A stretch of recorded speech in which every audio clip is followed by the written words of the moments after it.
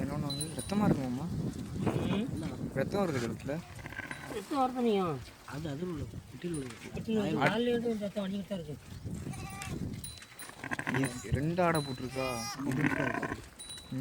2 ஆடு போட்டிருக்குண்ணா. இந்த அது ஒன்று அதே போட்டிருக்கு.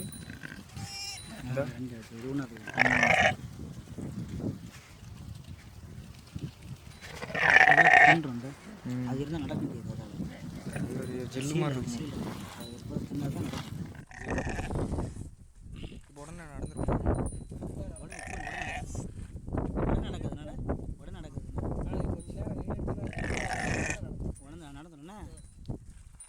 அது படுத்து கிடந்தது, அதை காணோம்.